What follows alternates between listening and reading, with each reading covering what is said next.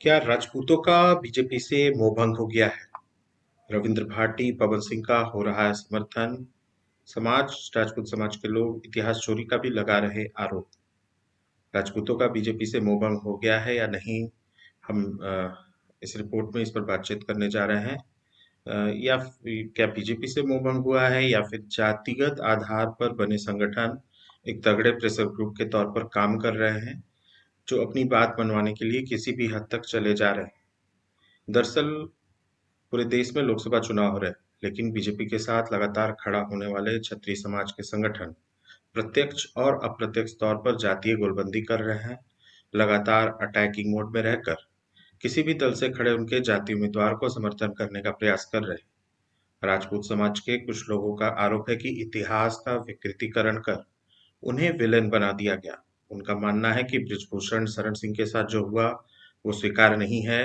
गोगामणि की हत्या का मामला हो या फिर विभिन्न राज्यों में बने सीएम भी, उनका कहना है कि योगी आदित्यनाथ को सीएम बनाने के साथ ही एक ब्राह्मण को भी साथ में रखकर रखकर उनके समाज को ठगने का काम कर रहे हैं। पत्रकार विनय कुमार का मानना है कि पूरे देश में हो रही है जातीय गोलबंदी से राजनीतिक नेगोशिएशन करने का प्रयास क्षत्रिय समाज कर रहा है। इसके लिए लगातार बीजेपी को निशाने पर साधने का प्रयास कर रही है। करनी सेना के दिग्गज नेता गोगामणि की हत्या, गुज्जर और जाटों पर इतिहास चोरी के नाम पर हमला किया जा रहा है। मूर्ति अनावरण के मामले में भी राजपूत समाज के संगठन बीजेपी को निशाने पर लेते रहे।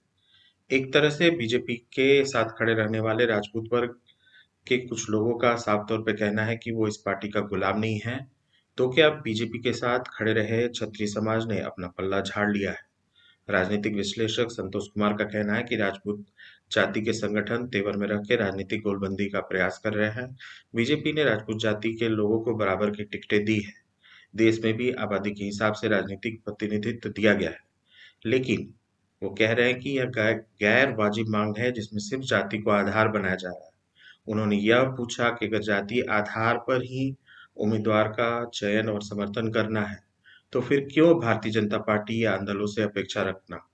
उन्होंने यह भी कहा कि बिहार और देश में राजपूत जाति के संगठन वही कर रहे हैं जो दूसरे जाति के संगठन करते हैं। उन्होंने कहा कि सामाजिक गतिरोध पैदा कर विकृतीकरण का प्रयास राजनीतिक मांग और गोलबंदी के नाम पर किया जा रहा है।